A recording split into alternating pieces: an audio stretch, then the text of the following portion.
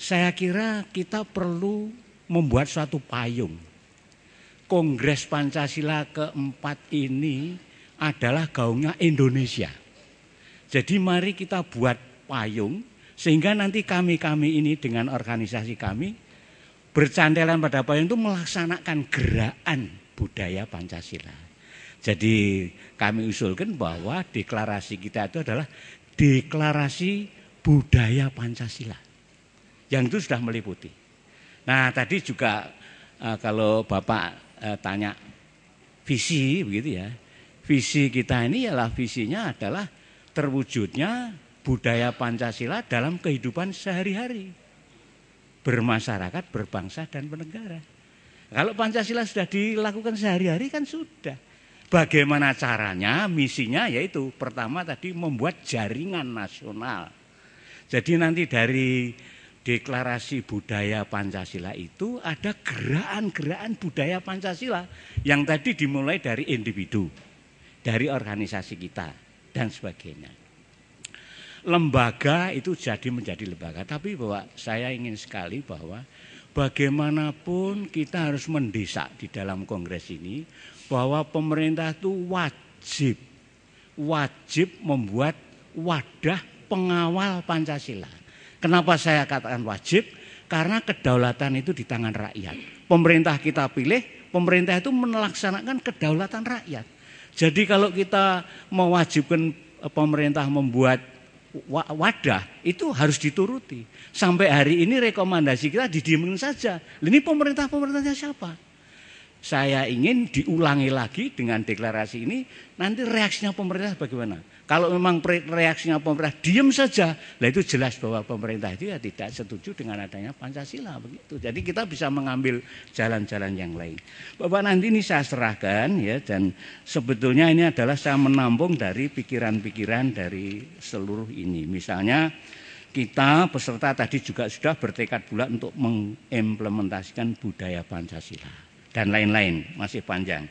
Kedua itu budaya Pancasila dilaksanakan oleh baik perorangan secara sendiri, kelompok-kelompok masyarakat dan lain-lain. Ketiga ya ini pemerintah wajib membentuk suatu institusi yang tugasnya mengawal Pancasila, baik di pusat maupun di daerah. Karena di daerah itu ada Kesbangpol, Pak. Ada Kesbangpol yang misinya itu mempersatukan bangsa.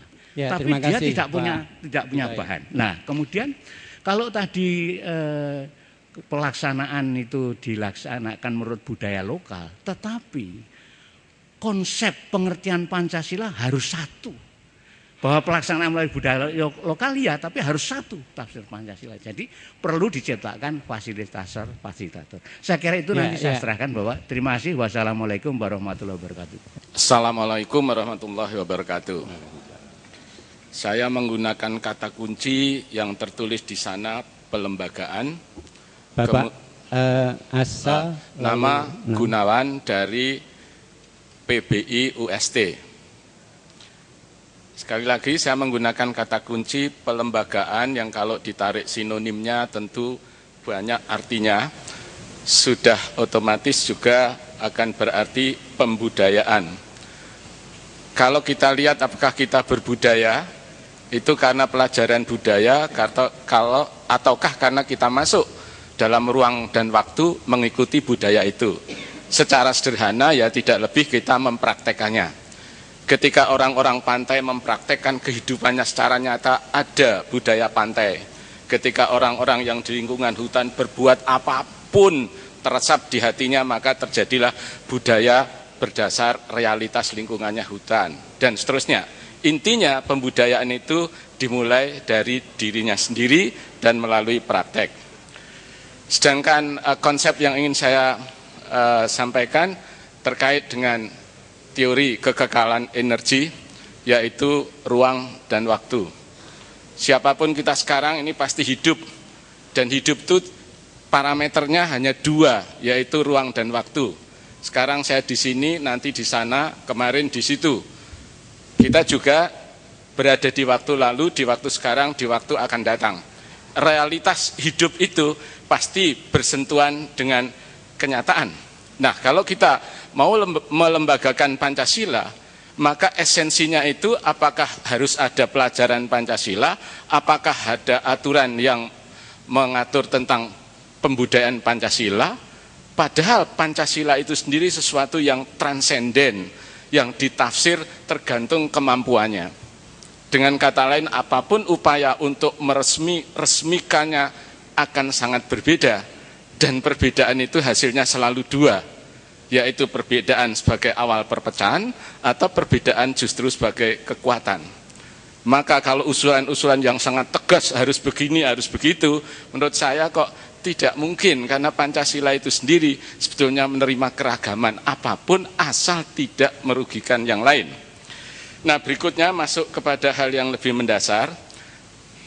Apakah mungkin pembudayaan itu dibudayakan oleh siapa? Awal cerita yang saya pikir kok nampaknya pembudayaan itu adalah membudayakan diri oleh dirinya sendiri. Sudahlah, nggak ngomongkan membudayakan orang lain, kamu sendiri tidak berbudaya. Nggak usah lembaga itu akan membudayakan kalau lembaga itu sendiri tidak berbudaya Pancasila. Maka budaya itu hanya ada di diri manusia. Dan karena hanya ada di diri manusia, harus dimulai bahwa mereka membudayakan dirinya. Modalnya, apakah ada secara sedalamnya dalam yang menolak keberadaan Pancasila? Saya tidak percaya. Pasti menerima. Berarti pasti menerima. Tinggal mengamalkan, tinggal membudayakan. Wujudnya apa? Tidak lebih hanya menyisihkan ruang dan waktu kapan saja kita berada untuk selalu berpikir dan berbuat yang terkait dengan Pancasila. Apapun. Nah, wujudnya adalah, sebab kalau kita melihat membudayakan, yang membudayakan siapa? Teoretik harus lebih hebat dari yang dibudayai. Padahal tidak ada yang lebih hebat satu sama lain. Karena itu saya lebih mau mengangkat kesadaran. Kan, moga baju merah nggih.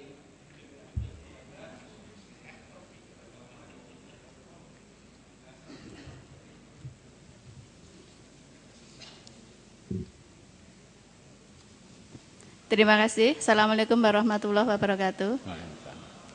Nama saya Noryani Puji Andayani, guru PKN SMA Negeri 1 Imogiri.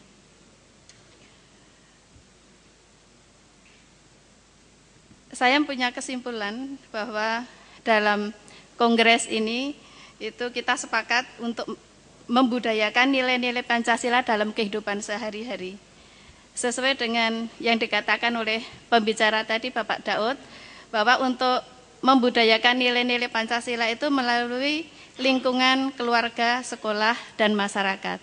Untuk lingkungan keluarga dimulai dari keluarga kita masing-masing, kemudian untuk lingkungan pendidikan itu juga kita sebagai praktisi pendidikan untuk memasukkan nilai-nilai Pancasila dalam kehidupan sehari-hari, yaitu di lingkungan pendidikan kita. Nah, untuk di lingkungan pendidikan ini ada usulan, terutama dari pendidikan SMA, bahwa kami punya usulan untuk PKN dikembalikan seperti tahun 2004, yaitu dikembalikan pada PPKN, Pendidikan Pancasila dan Kewarganegaraan. Karena dengan berubahnya PPKN menjadi PKN, materi Pancasilanya sama sekali tidak ada, hanya ada satu pokok bahasan, yaitu di kelas 12 semester 1, Pancasila sebagai dasar negara. Oleh karena itu kami melalui forum ini mengusulkan untuk kembali kepada PPKN. Sedangkan untuk materi PKN yang sekarang ini seperti sistem hukum, HAM, sistem pemerintahan, kemudian sistem politik, itu dikembalikan kepada mata pelajaran tata negara. Kemudian usulan dari saya yang kedua untuk membudayakan nilai-nilai Pancasila di lingkungan masyarakat. Karena dari hari pertama, hari Rabu, itu forum hanya yang dibicarakan pembudayaan melalui lingkungan pendidikan. Lah untuk lingkungan masyarakat, itu alangkah sebaiknya kembali seperti masa lalu. Hanya saja mungkin dalam forum ini membentuk lembaga yang baru. Kalau pada masa lalu itu dikenal adanya simulasi P4, pola asuh keluarga. Lah di sana saya selaku warga masyarakat pedesaan itu sangat senang dengan adanya simulasi P4, pola asuh keluarga, karena di sana itu selain memecahkan masalah juga ada unsur bermainnya, sehingga kami bisa memecahkan masalah sekaligus juga bisa bersenang-senang, karena di sana bukan hukuman, tetapi kalau ada kotak yang kosong itu kita suruh menari atau menyanyi bersama-sama, seperti itu. Nah, oleh karena itu dalam kongres ini merupakan forum para cendekia, itu simulasi itu apakah akan tetap menggunakan istilah simulasi atau model lain seperti game-game yang lainnya. Sekian, Assalamualaikum warahmatullahi wabarakatuh. Terima kasih Bapak Ibu yang saya muliakan. Satu hal yang nampaknya belum banyak disinggung karena sesi kita atau komisi kita itu kan kehidupan beragama, sosial, budaya. 1 sampai 11 ini belum ada. Bagaimana strategi dalam hubungan dengan reaktualisasi pelembagaan serta internalisasi dalam kehidupan beragama. Jadi bagaimana strateginya itu ya. Jadi misalnya ini pembudayaan, lalu media televisi, kemudian pendidikan yang sudah banyak, lalu ilmu seperti Pak Hasian tadi, kemudian kurikulum Bu Fitria, ya, Bapak Dr. Momok tadi, nama aslinya Dr. Sutomo Parasto ya, kalau saya manggil Pak Momok ya, itu ya. Momok bukan menakutkan, tapi apa istilahnya, panggilan. Kemudian lembaga semacam BP7, nah ini belum ada ya. Misalnya prasaran dari Bapak Prof. Syafi'i Ma'arif dan Pak dari MUI Jogja itu ya, Pak Yasir, itu Bapak Kiai Yasir, bahwa perlu atau penting untuk pembudayaan melalui organisasi-organisasi keagamaan. Nah, bagaimana? Karena maaf untuk ranah ini memang agak sensitif ya. Jadi ini perlu satu usul-usul ide-ide yang betul-betul wisdom gitu ya. Misalnya saja kemarin kan ada yang mengungkapkan bahwa menghormati bendera saja ada yang menginterpretasi suatu kemusyrikan. Ya itu baik sikap seperti itu, tapi barangkali berpangkal dari kebelumtahuan. Nah ini, bagaimana? Kalau di dalam organisasi keagamaan itu juga tidak mudah. Ranah apa? Ya, mungkin pengajian menyinggung boleh, tapi kalau sudah ibadah mahdoh, jangan. Wah, ini bisa malah menimbulkan keruhan. Oleh karena itu disinilah saya kira satu hal yang lain dengan sosial budaya. Nah itu saya kira Bapak Ibu yang saya hormati. Tetapi saya kira kalau dari kongres ini, saya kira kalau diinterpretasi hanya ngomong tidak, saya kira ya. Kita alhamdulillah sampai yang keempat ini sudah terjadi peningkatan yang luar biasa. Berarti kita action ada. Tapi memang PR kita masih banyak, yaitu bagaimana toleransi ini masih memprihatinkan ya. Yang prihatin bukan kita ya, malaikat saja prihatin kok itu, betul ya. Bagaimana orang anarkis ngebuki satu dan yang lain, yang digebuki juga teriaknya Allahu Akbar, yang gebuki juga Allahu Akbar. Malaikatnya nyatat ini yang dapat pahala yang mana, bingung dia. Oh, ini kan coba ini ya. Lalu yang kedua Pak Pardede ya, saya beri contoh. Ternyata yang paling toleran itu malah burung ya di Jakarta itu.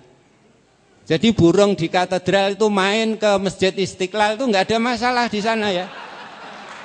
Kok kita malah nggak bisa ya.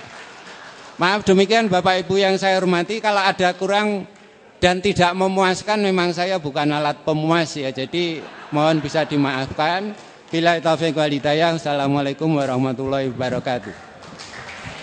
Baik, terima kasih Profesor Kailan, dan silakan kepada Bapak Ibu untuk istirahat. sholat dan makan, sholat bagi yang akan menjalankan sholat Jumat bertempat di Balerong di bawah ruangan ini. Kemudian nanti masuk ke ruangan ini pada pukul 13.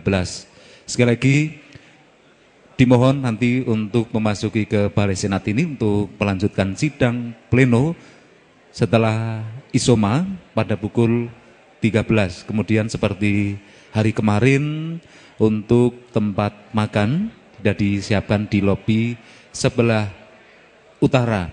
Oleh karena itu silakan untuk istirahat, sholat dan makan. Dan perlu kami sampaikan, kemudian juga tadi apabila ada usulan masukan silakan ditulis kemudian dikumpulkan di panitia. Sekali lagi jika ada usulan masukan silakan ditulis kemudian dikumpulkan ke panitia. Terima kasih atas perhatiannya. Sampai berjumpa nanti pada pukul 13 di ruangan ini. Selamat datang kembali di Balai Senat Universitas Gadjah Mada. Tentu saja dalam acara yang sama, Kongres Pancasila 4, Strategi Pelembagaan Nilai-Nilai Pancasila dalam Menegakkan Konstitusionalitas Indonesia. Dan setelah serangkaian acara presentasi, diskusi dan juga sidang komisi, sesaat lagi akan dilaksanakan sidang pleno, pembacaan kesimpulan dan juga rekomendasi. Dan untuk itu, kami undang dengan hormat Profesor Dr. Sutaryo untuk duduk di kursi pembicara akan memimpin sidang pleno pada kesempatan kali ini.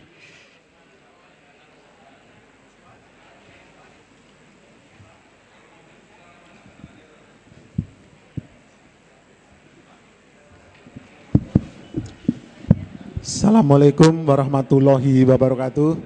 Selamat siang, salam sejahtera bagi kita semuanya. Saat ini kami dimohon izin Bapak Ibu sekalian untuk menghantar Ibu pada sidang pleno yang akan datang. Sidang pleno ini akan berisi laporan komisi. Kami harapkan juru bicara Komisi 1 supaya maju ke depan menemani saya.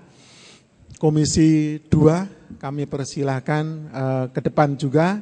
Dan Komisi 3 Pak Yurdan kami harapkan maju ke depan juga. Komisi 1, 2, 3 dipersilakan teman-teman panitia yang Komisi 1, 2, 3. Nah ini Pak Yurdan, silakan Bapak menemani saya di depan.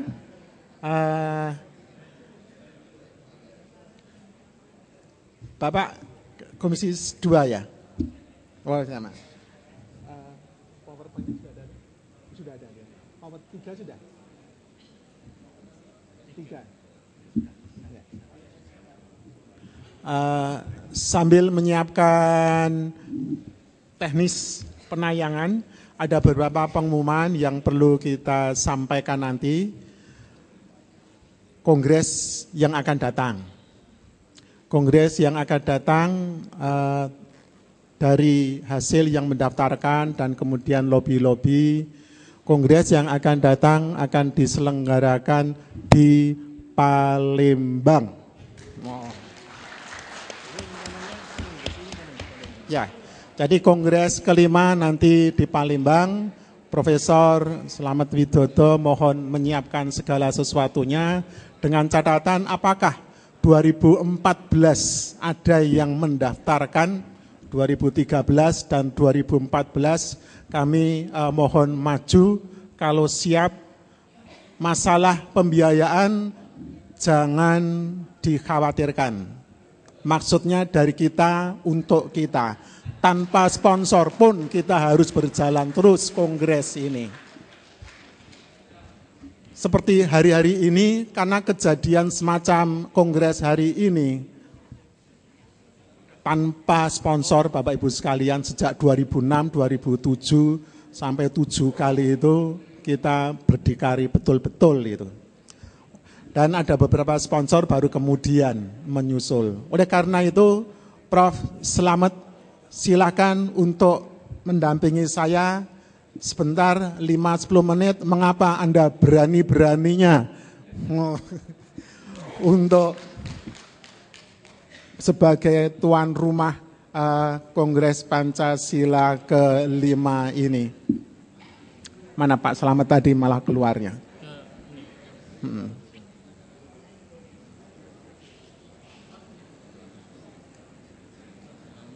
Jadi Prof. Slamet itu guru besar Divisi Pol Palembang, kemudian alumni Fakultas Filsafat. Prof. Slamet, silakan teman-teman menanyakan keberanian Anda itu modalnya apa, kira-kira gitu.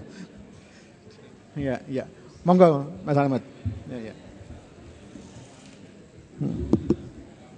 Terima kasih. Assalamualaikum warahmatullahi wabarakatuh. Waalaikumsalam.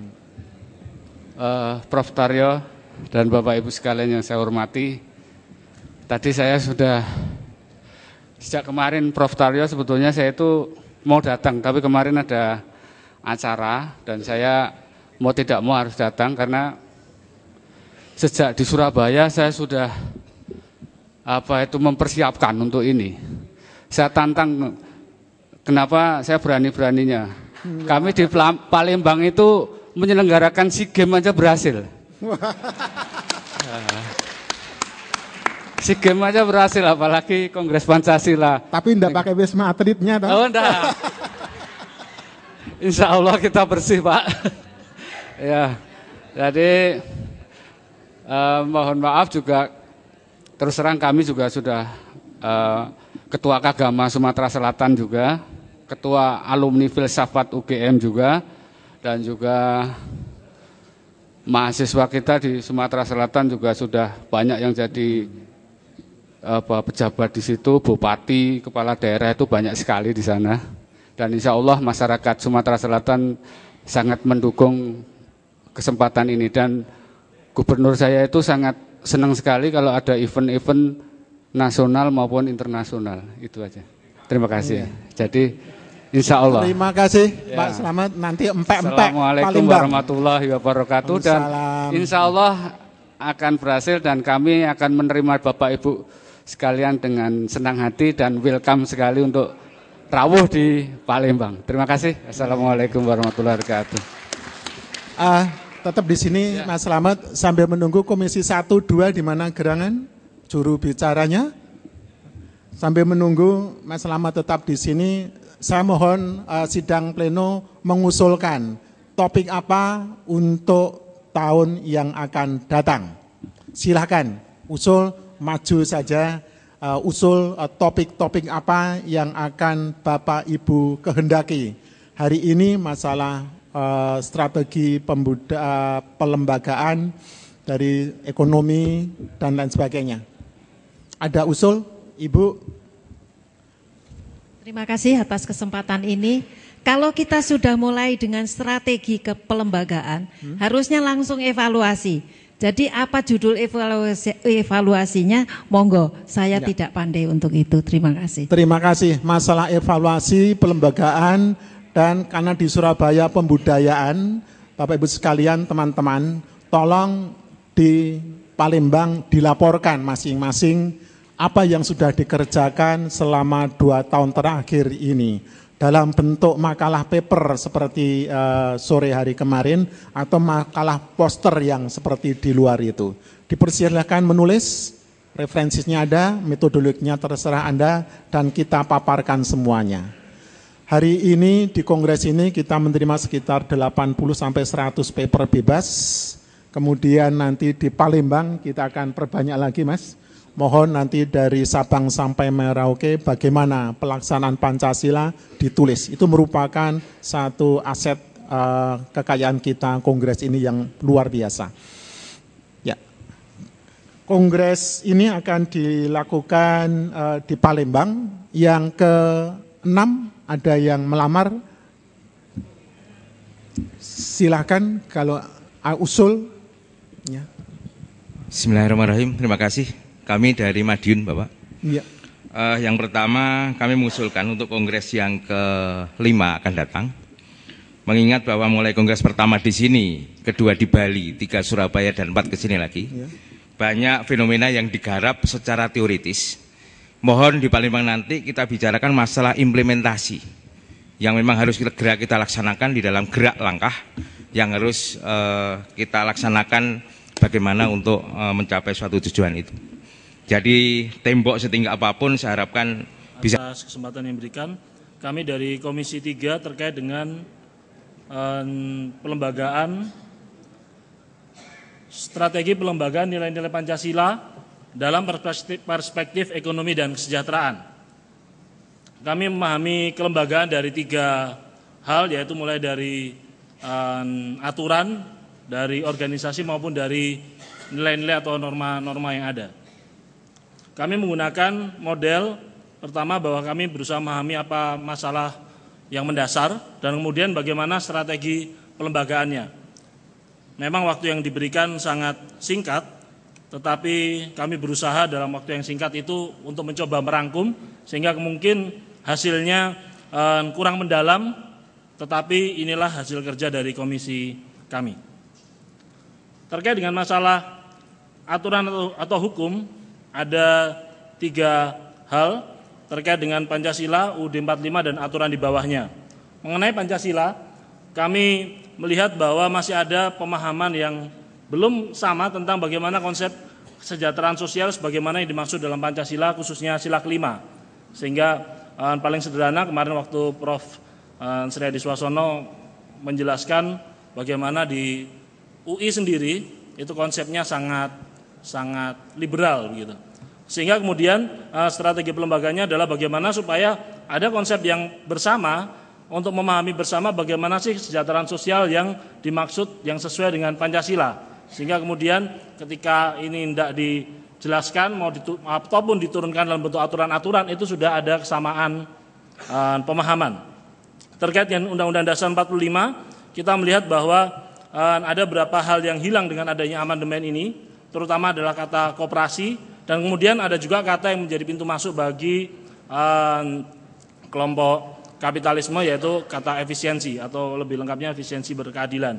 Selain itu dalam rumusan UUD 45 terdapat penambahan pasal-pasal yang sedemikian banyak yang berorientasi pada pemenuhan hak asasi tapi secara individu, ya, tidak pada kesejahteraan bersama. Sehingga kemudian strategi pelembagaannya perlu ada kajian lagi terhadap hal ini, sejauh mana aturan-aturan ini memang sudah sesuai dengan Pancasila atau bagaimana. Terkait dengan aturan atau undang-undang atau peraturan perundangan lainnya yang merupakan implementasi dari Pancasila dan UUD 45, ada kebijakan ekonomi yang menurut kami itu nyata-nyata tidak berpihak dan menjerumuskan rakyat. Persoalannya kita memiliki 2 model, Undang-Undang Dasar 45 dan Undang-Undang Dasar hasil amandemen yang berbeda. Nah, barangkali para kaum reformis merasa bahwa Undang Dasar 45 amandemen pun itu sudah merupakan implementasi dari Pancasila. Tetapi kalau kita lihat dari sejarahnya, antara Pancasila dan Undang Dasar 45 itu sepertinya satu kesatuan. Jadi seandainya terjadi amandemen yang terlalu jauh, maka itu berarti menghilangkan ruh Pancasila. Maksud saya, pada kasus Orde Baru adalah karena terjadinya kekuasaan yang terus-menerus otoriter, karena dalam pasal presiden tidak dibatasi, maka kenapa kemudian itu dijadikan alasan untuk melakukan amandemen berkali-kali yang akhirnya menggeser orientasi bahkan pada politik ekonominya. Nah, apakah komisi ini bisa sampai pada kesimpulan kalau perlu kita kembali ke UUD 45? Karena apa? Ibaratnya tadi persoalan masalah presiden yang terus-menerus, kita ibaratkan WC yang bocor, ibarat rumah, WC-nya yang rusak, rumahnya yang dihancurkan, kan begitu jadinya. Nah, jadi bagaimana kalau undang-undang amandemen ini sudah sejauh mana, ataukah malah kita menerimanya bahwa amandemen ini juga interpretasi dari Pancasila? Kalau kasih. Tadi arahnya tidak. Terima kasih. Jadi yang Komisi 3 ini adalah dalam bidang ekonomi dan kesejahteraan. Sedang yang Pak Darso tanyakan nanti ada jawabannya di Komisi 2 sebenarnya. Di perspektif hukum politik. Nanti kira-kira di situ. Terima kasih. Terima kasih Bapak. Terima kasih. Sedikit mau menambahkan Pak Jordan. Ya, jadi memang kami mendiskusikan bahwa ya amandemen dari sisi ekonomi itu ada kekurangannya, tetapi itu juga kelebihan karena bisa kita pertahankan. Nah, kalau kita mau mengamandemen lagi, apakah kemudian posisi kita yang sekarang ini akan menjadi lebih baik atau justru kekuatan asing bisa melakukan konsolidasi dan justru menjadi lebih buruk? Ya, jadi dengan posisi ini saja kita sudah dalam posisi tertekan ya. Ya, tetapi kita bersyukur paling tidak pasal 33 ayat 1 sampai 3 itu ada, meskipun ini mungkin juga himbauan karena saya juga dosen Pancasila. Ketika saya mengajarkan selalu saya menjelaskan penjelasan UUD 45 pasal ayat 1, 2 dan 3 itu selalu saya sampaikan. Supaya apa? Supaya tidak hilang sejarahnya. Ya, sehingga kata koperasi yang sekarang mahasiswa sekarang tidak paham bahwa pasal 33 ayat 1 itu maksudnya adalah koperasi, itu menjadi paham. Jadi mungkin itu yang sangat penting. Terima kasih. Terima kasih. Tepuk tangan untuk Pak Jordan. Komisi 2 dipersilahkan, Prof. Jinto.